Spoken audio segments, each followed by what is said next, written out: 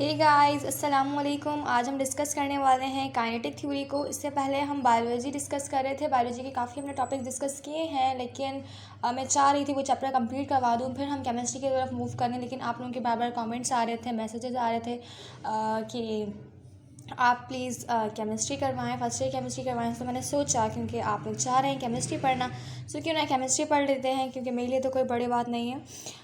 Chemistry या biology same बात है। सो अब डिस्कस कर लेते हैं केमिस्ट्री को। आई थिंक फर्स्ट चैप्टर है जो हमारे पास फर्स्ट ईयर का है, ऑलमोस्ट इसके सारे टॉपिक्स कंप्लीट हैं। अगर कोई रह गए हैं टॉपिक्स तो वो आप लोग कमेंट करके बता देना, तो मैं उसकी वीडियो बना दूँगी। अभी जो चैप्टर नंबर 2 है हमारे पास, उसका जो एक इम्पॉर्टेंट टॉपिक जिसे काइनेटिक थ्योरी कहा जाता है वो डिस्कस करने वाले हैं हम, ठीक है ना। अब ये जो काइनेटिक थ्योरी है, इसके हमारे पास कुछ क्या है, पोस्टुलेट्स हैं, ठीक है ना। अब ये क्या है, जो 3 स्टेट्स होती है ना मैटर की, ठीक है ना। There are 3 states of matter, हमें मालूम है, ठीक है ना। कितनी है भाई, 3 हैं। मैं यहाँ लिख देती हूँ इस तरह से बस, क्योंकि ज़्यादा बड़ा लिखूँगी तो वो पूरा नहीं आएगा और फिर कचरा पट्टी पार्टी हो जाएगी यहाँ पे। सो 3 स्टेट्स हैं हमारे पास मैटर की, ठीक है। उसमें एक हमारे पास क्या होती है, एक हमारे पास होती है सॉलिड, ठीक है। दूसरी होती है हमारे पास लिक्विड, ठीक है। और जो तीसरी होती है हमारे पास वो होती है गैस। मतलब हमारे पास जो कोई भी मैटर है वो 3 स्टेट्स में हो सकता है, या तो वो सॉलिड में होगा, या वो लिक्विड में होगा, या फिर वो गैस में होगा। अब जो सबसे इम्पॉर्टेंट है, जो सबसे ज़्यादा अच्छे तरीके से आपने समझना है, वो आपने गैस को समझना है। क्योंकि जब आप गैस को समझ लेंगे तो फिर ये सारी चीज़ें समझना बहुत ज़्यादा आसान है। मीन्स लिक्विड एंड सॉलिड को समझना बहुत आसान है। तो सबसे पहले हम आ जाते हैं कि भाई सॉलिड्स के अंदर काइनेटिक मॉलिक्यूलर थ्योरी के क्या पोस्टुलेट्स हैं, उनको डिस्कस करते हैं, ठीक है ना। सबसे पहले सॉलिड्स को डिस्कस करते हैं। सो हमारे जो स्टैंडर्ड टेक्स्ट बुक है उसके फर्स्ट पॉइंट के अकॉर्डिंग जो गैशियस स्टेट होती है ना, ये वो स्टेट होती है जिसमें मॉलिक्यूल्स जो होते हैं वो क्या होते हैं, एक दूसरे के साथ वाइडली सेपरेटेड होते हैं। मतलब आप इस डायग्राम में यहाँ पे देख सकते हैं कि ये जो एक मॉलिक्यूल है और ये जो दूसरा मॉलिक्यूल है, ये एक दूसरे के साथ क्या है, डिस्टेंस पर है। बीच में आपको डिस्टेंस दिख रहा होगा, ठीक है ना। अब इस मॉलिक्यूल के और इस मॉलिक्यूल के दरम्यान में भी आपको क्या दिख रहा होगा, डिस्टेंस दिख रहा होगा। सो मतलब मॉलिक्यूल्स क्या हैं, वो एक दूसरे के साथ क्या है, वाइडली सेपरेटेड हैं। क्या है, वाइडली सेपरेटेड हैं, मतलब इनके दरम्यान में क्या है, डिस्टेंस है, ठीक है। यहाँ तक बात क्लियर हो गई। अब क्या है कि इनका जो गैस होती है ना, गैस की मैं आपको एक प्रॉपर्टी बता दूं कि जो गैस होती है उसके पास निग्लिजिबल वॉल्यूम होता है। मतलब उसका वॉल्यूम ऐसा होगा ना होने के बराबर। अगर इसके ही बरक्स हम बात करें लिक्विड की, तो उसके पास डेफिनेट वॉल्यूम होता है, ठीक है। अगर आपको मैं बात करती हूँ, फॉर एग्जांपल हम पानी की बात करते हैं, वाटर की बात करते हैं, तो जो आइस होती है वो क्या है, हमारे पास एक सॉलिड है। तो जो हमारे पास आइस है उसका एक वॉल्यूम है, हम देख सकते हैं, उसका एक शेप है, उसका एक डेफिनेट वॉल्यूम है। लेकिन जो वाटर है उसके पास भी वॉल्यूम है, लेकिन उसके पास कोई शेप नहीं है। उसको हम जिस वेसल में, जिस कंटेनर में, जिस बॉटल में, जिस भी चीज़ के अंदर रखेंगे, ये उसका क्या करेगा, शेप इख्तियार कर लेगा।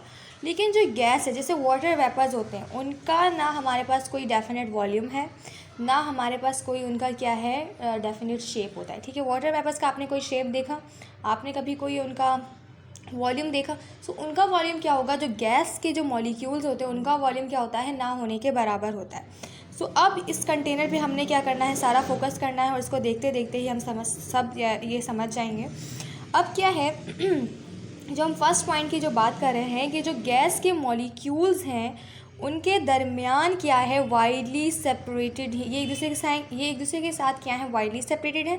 मतलब इनके दरमियान क्या है, डिस्टेंस है, ठीक है। मतलब जगह खाली है। मतलब अगर एक मॉलिक्यूल यहाँ है तो दूसरा मॉलिक्यूल यहाँ है, इन दोनों के दरमियान में यहाँ पे आपको डिस्टेंस मिलेगा। ऐसा है गैस के अंदर। अब क्या करना है, अगर हम कहते हैं, सपोज़ कर लेते हैं, ये जो कंटेनर है हमारा, ये जो आपको कंटेनर दिख रहा है, इस कंटेनर का अगर हमने क्या कर दिया, प्रेशर अगर हम क्या कर देते हैं, अगर इसका इंक्रीज़ कर देते हैं, ठीक है। इसके अंदर मैं क्या कर देती हूँ, अगर मैं इसके ऊपर प्रेशर में बढ़ा देती हूँ तो इसका वॉल्यूम क्या हो जाएगा, कम हो जाएगा। कैसे कम हो जाएगा, तो बॉयल्स लॉ जो कि हम ऑलरेडी डिस्कस कर चुके हैं, बहुत पुरानी मेरी वीडियो है, आई थिंक 8 मंथ्स पहले की मेरी वीडियो होगी वो, जब मैं अपलोड कर रही थी। उसमें आपको वो वीडियो मिलेगी, प्लेलिस्ट में आप लोग देख लीजिएगा। तो उसमें जब हमने बॉयल्स लॉ डिस्कस किया है तो हमें मालूम है कि according to Boyle's law volume का जो वॉल्यूम है हमारे पास उसका प्रेशर के साथ इन्वर्स रिलेशन है। मतलब अगर वॉल्यूम ज़्यादा तो हमारे पास जो प्रेशर होगा वो कम हो जाएगा, ठीक है। अगर वॉल्यूम ज़्यादा तो प्रेशर कम। सो अगर मैं प्रेशर बढ़ाती हूँ तो ये वॉल्यूम क्या हो जाएगा, कम हो जाएगा। यही रिलेशन कहता है, इन्वर्स रिलेशन का मतलब यही है, अगर एक चीज़ बढ़ाओगे तो दूसरी चीज़ ऑटोमेटिकली कम हो जाएगी। अब हमने यही करना है। अगर किसी ये हमारे पास कंटेनर है, मैं यहाँ सेंटर में बना देती हूँ, ठीक है। और इनके दरमियान में क्या है, यहाँ पे हमारे पास मॉलिक्यूल्स हैं और इन मॉलिक्यूल्स के दरमियान में क्या है, वाइडली ये सेपरेटेड है। इनके दरमियान में क्या है, डिस्टेंस है, ये एक दूसरे से क्या है, सेपरेटेड हैं। अगर ऐसा कोई भी सीन है तो हम अगर इसके ऊपर प्रेशर अप्लाई करते हैं, अगर इसके ऊपर हमने प्रेशर अप्लाई किया तो ये क्या आ जाएंगे, ये मॉलिक्यूल्स एक दूसरे के करीब आ जाएंगे। फॉर एग्जांपल ये मॉलिक्यूल यहाँ आ जाएगा, ये यहाँ आ जाएगा, ये यहाँ आ जाएगा। और फिर ये अगर ये हमारे पास जो कंटेनर है, ये मॉलिक्यूल अगर फॉर एग्जांपल ऐसे हो जाते हैं, ठीक है ना, अगर ये फॉर एग्जांपल ये मॉलिक्यूल्स ऐसे हो जाते हैं तो अब इन्होंने वॉल्यूम क्या किया, इनका वॉल्यूम कम हो गया, ठीक है। फॉर एग्जांपल अगर ये मॉलिक्यूल्स पहले इतनी जगह घेर रहे थे, अब जब हमने इन पे प्रेशर अप्लाई किया तो अब ये इतनी जगह घेर रहे हैं। तो इससे क्या हो गया, हमें मालूम हुआ कि इसका वॉल्यूम कम हो गया। क्यों कम हो गया, क्योंकि हमने इसके ऊपर प्रेशर बढ़ा दिया है, ठीक है। फर्स्ट पॉइंट क्लियर है। अब हम सेकेंड पॉइंट की तरफ मूव करते हैं। तो क्या है कि ये जो गैस के मॉलिक्यूल्स हैं, ये जो हमारे पास गैस के मॉलिक्यूल्स हैं, ठीक है, अब ये क्या है, एक दूसरे के साथ क्या है, ये जो गैस के मॉलिक्यूल्स हैं ये क्या है, कंटिन्यूस मोशन में। अब किस तरह से ये कंटिन्यूस मोशन में, ये देख लेते हैं कि ये हमारे पास फॉर एग्जांपल आ गया एक कंटेनर ये आ गए हमारे पास मॉलिक्यूल्स, किस चीज़ के भाई, ये गैस के मॉलिक्यूल्स हैं, ये वाइडली सेपरेटेड है, ठीक है ना। इनके पास जो वॉल्यूम है वो ना होने के बराबर है, इनका कोई शेप नहीं है। यहाँ तक बात क्लियर है। अब ये क्या है, कंटिन्यूस मोशन में। किस तरह से ये मोशन कर रहे हैं कि ये क्या कर रहे हैं, रैंडम डायरेक्शन में मूव कर रहे हैं, ठीक है ना। अब ये वाले और ये वाले, ये मॉलिक्यूल भी कोलाइड होगा, ये मॉलिक्यूल भी कोलाइड होगा, टकराएगा, ये मॉलिक्यूल भी टकराएगा। ये फॉर एग्जांपल ये मॉलिक्यूल इसके साथ टकराता है, या ये मॉलिक्यूल हमारे पास जाके इस दीवार के साथ, इस कंटेनर की दीवार के साथ टकराता है। तो ये सब क्या हो रहा है, टकराव हो रहा है, मतलब ये कॉलिजन्स हो रहा है। तो ये रैंडम डायरेक्शन हो रहे हैं। फॉर एग्जाम्पल ये जाके इसके साथ टकराया, फिर ये जाके इसके साथ टकराया, ऐसा हो सकता है, ठीक है। फिर ये जाके कंटेनर के साथ टकराया। तो ये क्या है, डायरेक्शन रैंडम है लेकिन स्ट्रेट लाइन में मूव कर रहे हैं, ये आपने देखना है, ठीक है ना। लेकिन ये क्या कर रहे हैं, स्ट्रेट लाइन में मूव कर रहे हैं। अगर मैं इसको पूरा रिमूव कर देती हूँ, फिर से दूसरा बना लेते हैं। अब मैंने कहा कि ये जैसे एक मॉलिक्यूल, दूसरा मॉलिक्यूल, तीसरा मॉलिक्यूल, चौथा, पांचवा, छठा। अब देखें, जब हमारे पास इसके कॉलिजन, ये वाला मॉलिक्यूल है, इसके और इसके कॉलिजन के दरमियान में जो हमारे पास एवरेज डिस्टेंस आता है वो कहलाता है मीन फ्री पाथ, ठीक है। So the average distance between collisions, ठीक है ना, ये भी टकराएगा, ये भी टकराएगा। अब इसके टकराने, और ये कहीं भी जाके टकरा सकता है, ये भी कहीं भी जाके टकरा सकता है। तो दो टकराने के दरमियान में, दो कॉलिजन्स के दरमियान में जो भी डिस्टेंस होता है वो कहलाता है मीन फ्री पाथ, ठीक है। क्या कहलाता है, मीन फ्री पाथ कहलाता है हमारे पास। क्लियर हो गई यहाँ तक बात। अब क्या है कि हमारे पास जो मॉलिक्यूल्स होते हैं वो या तो टकराएंगे एक दूसरे के साथ, ठीक है ना। ये मॉलिक्यूल है, ठीक है ना, ये मॉलिक्यूल टकराएगा इस वाले मॉलिक्यूल के साथ, फिर ये मॉलिक्यूल टकराएगा इस मॉलिक्यूल के साथ, फिर ये टकराता है इसके साथ। और अगर ये वाला मॉलिक्यूल आके इस कंटेनर के साथ टकराता है तो यहाँ पे दो तरह की हमारे पास कॉलिजन्स हो रहे हैं। एक तो क्या हो रहा है, हमने देखा मॉलिक्यूल के साथ टकरा रहा है, दूसरे में हमने देखा मॉलिक्यूल कंटेनर के साथ टकरा रहा है, ठीक है। तो ये दो तरह की कोलिजन है। जब मॉलिक्यूल के साथ टकराएगा तो ये चीज़ कहलाती है कोहेजन, ठीक है, COHESION, ठीक है। और जब ये मॉलिक्यूल कंटेनर के साथ टकराता है तो इससे हम कहते हैं एडिशन, ठीक है, इससे हम कहते हैं एडिशन। इस तरह से सीन है। सो क्या हो गया कि अब दो तरह की हमने यहाँ पे कॉलिजन्स देखी हैं। सो हमने देखा कि जो मॉलिक्यूल्स हैं वो क्या हो रहे हैं, एक तो एक दूसरे के साथ टकरा रहे हैं और एक तो वॉल के साथ टकरा रहे हैं जो कि कंटेनर की है। सो इसके नतीजे में क्या होगा, इससे हमें ये पता चलता है कि ये जो कॉलिजन है ये इलास्टिक कॉलिजन है, इलास्टिक कोलिजन क्या होती है, जिसके अंदर काइनेटिक एनर्जी में तब्दीली नहीं आती है, ठीक है। मतलब इनके अंदर जो लॉस ऑफ एनर्जी है वो नहीं हो रहा है, वो एनर्जी यहाँ से वहाँ क्या हो रही है, ट्रांसफ़र हो रही है, यहाँ से वहाँ, लेकिन लॉस नहीं हो रहा है हमें कोई भी एनर्जी का। सो काइनेटिक एनर्जी यहाँ पे क्या रहेगी, सेम रहेगी। हम कह सकते हैं यहाँ पे नो लॉस ऑफ एनर्जी है, ठीक है। अब क्या हुआ, अगर मैं इसको फिर से रिमूव करके फिर से बना लूँ थोड़ा क्लीन सा, तो क्या है कि ये जो गैस प्रेशर होता है ना, वो जनरेट होता है इन कोलिजन्स के दरम्यान। जब एक मॉलिक्यूल दूसरे मॉलिक्यूल के साथ टकराता है या फिर वॉल्स के साथ टकराता है, फॉर एग्जांपल ये मॉलिक्यूल इस मॉलिक्यूल के साथ टकरा रहा है और फिर ये मॉलिक्यूल इसके साथ टकरा रहा है, या फॉर एग्जांपल ये मॉलिक्यूल इस कंटेनर के साथ टकरा रहा है, या फिर हम कह सकते हैं ये मॉलिक्यूल इस कंटेनर के साथ टकरा रहा है, फिर ये मॉलिक्यूल इसके साथ टकरा रहा है। किसी भी तरह से अगर ये कोलाइड कर रहे हैं, ये टकरा रहे हैं, तो इनके नतीजे में क्या होगा, ये जो गैस के मॉलिक्यूल्स इनके दरमियान प्रेशर क्या होगा, वो जनरेट होगा, ठीक है, प्रेशर जनरेट होगा। आपने ये बात याद रखनी है। फिर अगर हम आइडियल गैस की बात करते हैं, ठीक है ना, अगर हम आइडियल गैस की बात करते हैं तो उसमें क्या होगा कि जो आइडियल गैस होती है उनके दरमियान में कोई भी रिपल्सिव या फिर अट्रैक्टिव फोर्सेस मौजूद नहीं होती।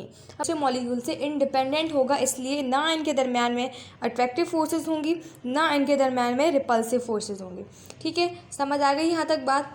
अब क्या है हमारे पास, इसका जो लास्ट पॉइंट है गैसेस के पॉइंट ऑफ व्यू से अगर हम देखें तो वो क्या है कि जो एवरेज काइनेटिक एनर्जी होती है ना, एवरेज काइनेटिक एनर्जी वो हमारे पास क्या होती है, डायरेक्टली प्रोपोर्शनल होती है एब्सोल्यूट टेम्परेचर के। मतलब कि जो एवरेज काइनेटिक एनर्जी है वो डिपेंड कर रही है एब्सोल्यूट टेम्परेचर पे। ये इस तरह का रिलेशन है इनके दरमियान। अब एब्सोल्यूट टेम्परेचर हमारे पास सिर्फ और सिर्फ केल्विन में ही मेजर किया जाता है। सो अगर कोई भी टेम्परेचर हमें गिवन है तो मॉलिक्यूल्स जो होंगे ना सारी गैसेस के उनके पास सेम काइनेटिक एनर्जी मौजूद होगी। काइनेटिक एनर्जी एक्चुअली क्या है, ½ mv², ठीक है। ये हमारे पास काइनेटिक एनर्जी का फॉर्मूला है। अब हम आ जाते हैं लिक्विड्स की तरफ, ठीक है। लिक्विड्स की हमारे पास जो काइनेटिक मॉलिक्यूलर थ्योरी है वो बहुत आसान है। उसमें क्या है कि हमारे पास क्या है कि जो मॉलिक्यूल्स हैं, पहली बात तो जो मॉलिक्यूल्स हैं वो क्या होंगे, उनका हमारे पास डेफिनेट वॉल्यूम होगा। उनके दरमियान में इतनी ज़्यादा स्पेसेस नहीं होंगी जैसे कि गैसेस में थी, ठीक है। इनके दरमियान में स्पेसेस नहीं होंगी तो इनका डेफिनेट वॉल्यूम बन जाएगा, जैसे वाटर का होता है या फिर कोई भी लिक्विड हो, उन सारे लिक्विड्स का जैसे हमारे पास क्या होता है, कोई ना कोई डेफिनेट वॉल्यूम होता है, लेकिन उनका कोई शेप नहीं होता। हम नहीं कह सकते कि भाई वाटर का हमारे पास ये शेप है या फिर कुछ भी। अगर हम आइस की बात करेंगे तो वो सॉलिड में आ जाती है, वो लिक्विड नहीं रहता है। तो ऐसी कोई भी चीज़ जिसका कोई अपना वॉल्यूम हो लेकिन उसकी कोई भी शेप ना हो, तो हम कहते हैं कि वो क्या है हमारे पास, वो सिंपली हमारे पास है लिक्विड है, ठीक है। सो हम कह सकते हैं कि जो लिक्विड होती है उसके पास क्या है, डेफिनेट वॉल्यूम है, लेकिन वो क्लस्टर्स की फॉर्म में हमें मिलेगा क्योंकि उसके पास डेफिनेट वॉल्यूम है लेकिन कोई शेप नहीं है। तो वो एक गुच्छे की तरह हमें मिलेगा, जैसे एक मॉलिक्यूल दूसरे मॉलिक्यूल से इस तरह से अटैच हुआ होगा और ये कैसा लग रहा है, गुच्छे नुमा लग रहा है, ठीक है ना। सो वो किसका लेगा, जो कंटेनर है, जो वेसल है जिसके अंदर वो मौजूद है उसका शेप ले लेगा।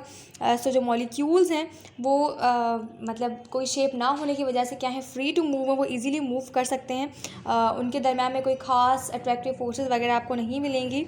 सो इनका क्या है, इसी तरह से हमारे बुक में बस लिखा गया है कि इनका अपना डेफिनेट वॉल्यूम है, इसके अलावा ये इजीली मूव कर सकते हैं, ठीक है ना। इनका जो कोई है वो कोई शेप नहीं है। इसके अलावा ये आपको क्लस्टर्स की फॉर्म में मिलेंगे, गुच्छे नुमा मिलेंगे, और ये क्या है, रैंडमली क्या होते हैं, अरेंज होते हैं, ठीक है ना। अब अगर हम सॉलिड की बात करते हैं, ठीक है, सॉलिड की बात करते हैं अगर हम, तो भाई इनका जो है वो डेफिनेट आपको शेप मिलेगा, डेफिनेट आपको क्या मिलेगा, इनका शेप मिलेगा, आपको इनका डेफिनेट वॉल्यूम मिलेगा, ठीक है।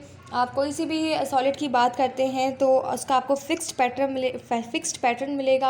आप उसको मतलब उसके जो मॉलिक्यूल्स होंगे वो इतने ज़्यादा टाइटली पैक्ड होंगे, उनके दरमियान इतनी स्ट्रॉन्ग अट्रैक्टिव फोर्सेस होंगी कि वो क्या होंगे, एक दूसरे के साथ बिल्कुल जुड़े हुए होंगे। आप उनको हिला नहीं सकते, आप उनको ऐसे नहीं कह सकते कि मैंने उसको भाई टेढ़ा किया तो वो ऐसे हिलता हुआ यूँ गिरता हुआ आ गया। नो, उनका एक फिक्स वॉल्यूम है, उसका एक शेप है, वो वही इख्तियार करके रखता है। हाँ, बहुत माइनर जो है, अगर आप उसमें बहुत ज़्यादा हाई प्रेशर अप्लाई करते हैं, बहुत ज़्यादा हाई प्रेशर, तो वो थोड़े से अमाउंट में वो क्या हो सकता है, अपनी जो है वो डिफ़ॉर्म हो सकता है या फिर टूट सकता है। लेकिन वो ऐसा नहीं हो सकता है कि आप कहें कि जैसे पानी या फिर कोई लिक्विड की या फिर कोई गैस की चीज़ होती है, वैसी प्रॉपर्टीज़ आपको इसके अंदर नहीं मिलेंगी।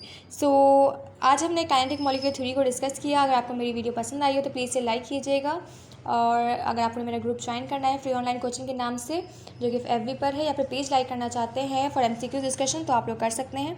अपना ख्याल रखिएगा, दुआ में याद रखिएगा। अल्लाह हाफ़िज़।